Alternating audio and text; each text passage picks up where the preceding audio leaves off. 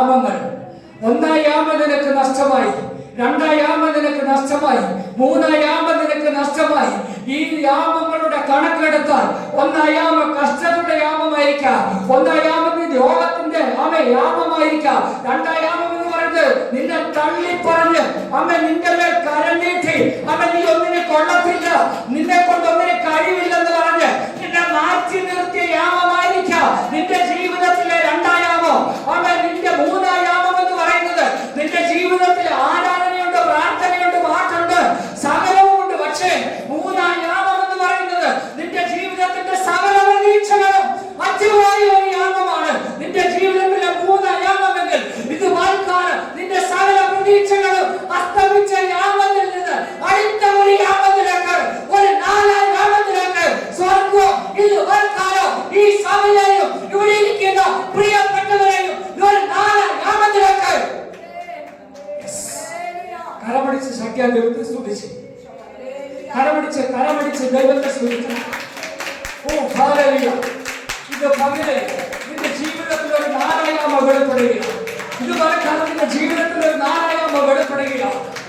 ഒന്നും രണ്ടും മൂന്ന് യാമങ്ങൾ തള്ളിക്കളഞ്ഞ ഹല്ലേലൂയ കല്ല് മൂലക്കല്ലായി മാറിയതുപോലെ ഇത് വരക്കാലം ഹല്ലേലൂയ നിന്റെ ജീവിതത്തിൽ ഒരു അനുഗ്രഹത്തിന്റെ, ഒരു വിടുതലിന്റെ ഒരു നാലാം യാമം.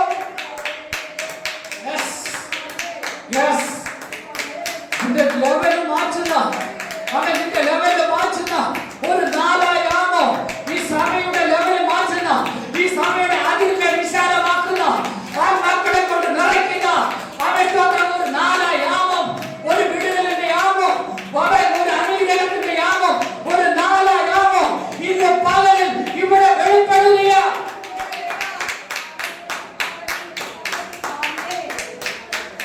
Hallelujah, hallelujah, hallelujah. ഒരു നാലാം യാമം വെളിപ്പെടുകയാണ്.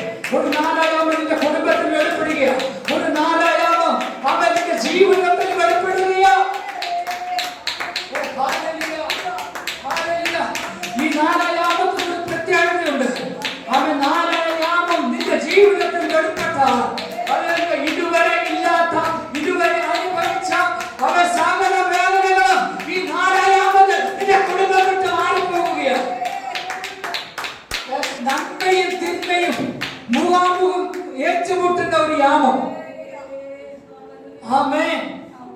കഷ്ടതകളും വേദനകളും സഹിക്കും നിറഞ്ഞ നിന്റെ കഴിഞ്ഞ യാമങ്ങളെ ഒരു വിടുതലിന്റെ യാമം നിന്റെ മുമ്പിൽ വെളിപ്പെടുകയാണ്.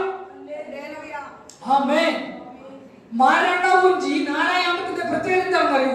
മരണവും ജീവനും മുഖാമുഖം ഏറ്റുമുട്ടുന്ന ഒരു യാമം.